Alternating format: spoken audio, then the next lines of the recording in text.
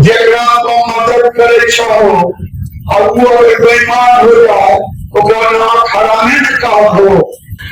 हाँ, ओकरा नाम हरामे न कहो। नमस्कार दोस्तों, स्वागत है आप और आपके साथ मैं हूं आशिमा त्यागी। दोस्तों, आज हम बात करने जा रहे हैं उस घटना की जिसने देश के राजनीति के चेहरे पर एक बार फिर सवाल खड़े कर दिए। तो आज की जो चर्चा है वो ध्यान से सुनेगा, बेहद खास है, गंभीर भी है और सोचने में है। मैं चर्चा को आगे बढ़ाऊं उससे पहले आप ये पोस्ट देखिए। केंद्र सरकार के मंत्री गिरिराज सिंह का ये पोस्ट है जो आप अपने स्क्रीन पर देख रहे हैं और इस पे पढ़िए क्या लिखा है। दोस्तों, एक तरफ भारत की संसद में संविधान की शपथ ली जाती है, समानता, भाईचारा, न्याय और बिना किसी भेदभाव की सेवा की ये शपथ होती है।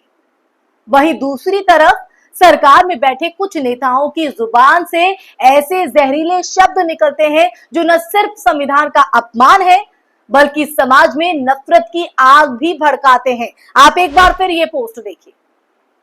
हाल ही में केंद्र सरकार के मंत्री गिरिराज सिंह का यह बयान सामने आता है। उन्होंने मुसलमानों को नमक हराम कहा। यह शब्द सिर्फ गुस्से में कही गई कोई बात नहीं बल्कि इसमें छिपा एक बड़ा राजनीतिक संदेश, एक खतरनाक मानसिकता और समाज को बांटने की रणनीति। गिरिराज सिंह जो खुद को हिंदुत्व का प्रतिनिधि मानते हैं, उन्होंने कहा कि केंद्र की मोदी सरकार और बिहार की नीतीश सरकार ने मुसलमानों को हर योजना का लाभ दिया, फिर भी वो वोट नहीं देते। सवाल यही है कि क्या केवल इसी आधार पर किसी पूरे समुदाय को गाली देना उचित है? क्या ये मंत्री अपनी शपथ भूल गए? संविधान कहता है कि मंत्री पद पर रहने वाले हर व्यक्ति का दायित्व है वो धर्म, जाति, लिंग, भाषा, क्षेत्र, इन तमाम चीजों से परे जाकर नागरिकों के हितों में काम करे, उनके बारे में सोचे। लेकिन गिरिराज सिंह ने सिर्फ संविधान की अनदेखी की बल्कि समाज में अविश्वास फैलाने का काम भी किया। अनदेखी तो की ही की। अब जरा आंकड़ों की बात करते हैं। 2024 लोकसभा चुनाव में पूरे देश से कुल पड़े वोटों में से बीजेपी को 36.56% वोट मिला।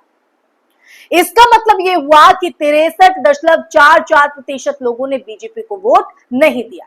अब मान लीजिए कि पूरे देश में मुसलमानों की आबादी अधिकतम 15% मानी जाए।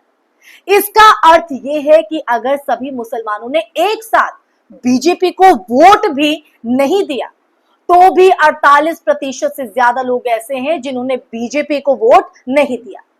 यानी विपक्ष में रहने वाले हिंदू मतदाता भी बड़ी संख्या में।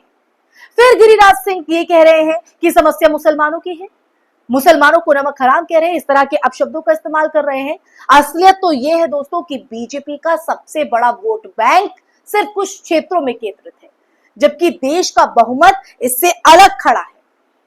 तभी तो इस तरह से समाज को बांटने वाले बयान दिए जाते हैं, फुहड़ता परोसी जाती है। आप देखिए दोस्तों, मोदी सरकार को जितना समर्थन मिला है उससे कहीं ज्यादा हिंदुओं ने वोट देकर विपक्ष का साथ दिया। यही कारण है कि राहुल गांधी जैसे नेताओं को विपक्ष का नेतृत्व करने का मौका मिला। आज भारत की राजनीति में असली सवाल यही है कि क्या देश को धर्म के आधार पर बांटकर ही सत्ता कायम रखी जाएगी, यह जनता, आम नागरिक अपने अधिकार और समानता के लिए खड़ी हो। दोस्तों, गिरिराज सिंह का ये जो बयान है वो इस सवाल को खड़ा करता है। गिरिराज सिंह का बयान इसलिए भी गंभीर है क्योंकि एक मंत्री का बयान है, जनता के नुमाइंदे का बयान है। जब सत्ता का कोई व्यक्ति इस तरह की भाषा का इस्तेमाल करता है, बोलता है, तो आम जनता की बात करें तो आम जनता भी उसी राह पर चल पड़ती है। नफरत फैलती है, समाज में हिंसा बढ़ती है, जहर घुलता है और लोकतांत्रिक संस्थाएं कमजोर होती है। संविधान में दिए गए अधिकार कागज पर रह जाते हैं दोस्तों। और ऐसे वक्त में अगर बात करें तो सवाल उठता है कि क्या हम लोकतंत्र के नाम पर एक ऐसे माहौल को स्वीकार करेंगे जहां समाज को तोड़ने वाली बातें हो, सत्ता के शीर्ष से कहीं ना कहीं वो कहीं जाए। दोस्तों, हमें यह समझना होगा कि मुसलमानों को योजनाओं का लाभ मिला हो या ना मिला हो, इससे उनकी राजनीतिक उससे ऐसे में उनकी राजनीतिक पसंद तय नहीं होती है। नागरिकों को अपने विचार नीति के आधार पर वोट देने का अधिकार है, उसकी आजादी होनी चाहिए, लोकतंत्र की बुनियाद है। क्या किसी मंत्री को यह अधिकार है कि वो नागरिकों की राजनीतिक पसंद पर गाली दे? किसने दिया ये हक? अगर ऐसा होगा तो क्या हम लोकतंत्र की बात कर सकते हैं? क्या हम लोकतंत्र के हिसाब से जी रहे हैं जिसकी दुहाई हम विश्व में देते हैं? देश में जितने हिंदू हैं उससे बड़ी संख्या आज भी सरकार से असंतुष्ट है। बेरोजगारी, महंगाई, शिक्षा, स्वास्थ्य जैसी जो समस्याएं हैं उसने आम जनमानस को परेशान किया है, हताश किया है। इन मुद्दों पर सरकार की विफलता साफ है और ऐसे में विपक्ष का समर्थन जो बढ़ता है वो स्वाभाविक है, उसमें क्या गलत है? इसे समझने के बजाय गिरिराज सिंह ने पूरे समुदाय को निशाना बना दिया, गाली दी, पुअर शब्दों का इस्तेमाल किया, जबकि असल मुद्दा यह है कि लोगों ने अपने जीवन से जुड़े सवालों पर वोट दिया है, ना कि धर्म के आधार पर। आप कितना भी लोगों को बांटने की कोशिश कीजिए, आपके जहरीले बयान लोगों के ऊपर प्रभाव नहीं डालेंगे। और अंत में इस चर्चा में मैं यही कहूंगी कि लोकतंत्र की असली ताकत जनता है, आप और हम हैं। किसी समुदाय को गाली देकर या नफरत फैलाकर कोई भी सरकार लंबे वक्त तक टिक नहीं सकती और ये बीजेपी अब सच्चाई को मान रही है। संविधान ने हमें बराबरी का अधिकार दिया है और हमें यही याद रखना है दोस्तों कि किसी भी नेता की व्यक्तिगत सोच से बड़ा है राष्ट्र का संविधान, जिसके तहत हम चलते हैं। गिरिराज सिंह जैसे नेताओं के बयान से हमें सावधान रहना होगा, सचेत रहना होगा, सतर्क रहना होगा। नफरत के खिलाफ बड़ा कहीं ना कहीं में खड़ा होना होगा, बड़ा कदम उठाना होगा, ताकि हर नागरिक बिना डर के अपनी आवाज को उठा सके। और आपकी इसी आवाज को बुलंद करने के लिए देश लाइव ऐसे मुद्दे लेकर आता है, आपकी आवाज को बुलंद करने का काम कर रहा है।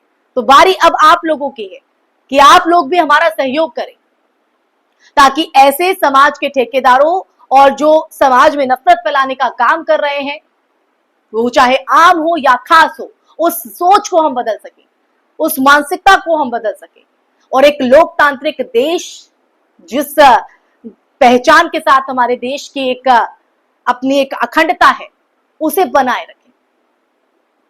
क्योंकि दोस्तों, अगर देखा जाए तो इस वक्त अगर हम देखें इन तमाम परिस्थितियों के बीच, चाहे वो बयान हो या लोगों का अहित हो, जनता में नाराजगी हो, असंतुष्टि हो, वो कहीं ना कहीं इस बात को झलकाती है कि लोकतंत्र के हिसाब से हम नहीं जी रहे हैं या फिर लोकतंत्र के मायने ही यहां पर बदल दिए गए हैं सत्ताधीशों की तरफ से अपनी सत्ता को कायम रखने के लिए, अपने हितों को साधने के लिए। जनता के हित की कोई नहीं सोच रहा है। अब अपने हित के लिए हमें उठना होगा, हमें सवाल खड़े करने होंगे, सवाल पूछने होंगे और उसके जवाब हमें चाहिए। यही हमारी ताकत है, यही हमारी पहचान और यही लोकतंत्र की असली विजय भी होगी। इसी के साथ इस चर्चा में फिलहाल के लिए बस इतना ही। ये चर्चा अगर आपको पसंद आई हो, आप मेरी बात से सहमत है, असहमत है, पसंद आई है, नापसंद आई है, इस चर्चा को सुनने के बाद आपके जहन में क्या है, कमेंट बॉक्स में कमेंट करके जरूर बताइएगा दोस्तों। साथ ही साथ इस वीडियो को ज्यादा से ज्यादा शेयर कीजिएगा ताकि हर व्यक्ति, हर नागरिक तक ये वीडियो पहुंचे, ये सच पहुंचे। इसी के साथ आप लोगों से इजाजत लेना चाहूंगी, फिर हाजिर होंगे एक नए मुद्दे के साथ। तब तक के लिए अपना ख्याल रखिए। जय हिंद, जय भारत, नमस्कार।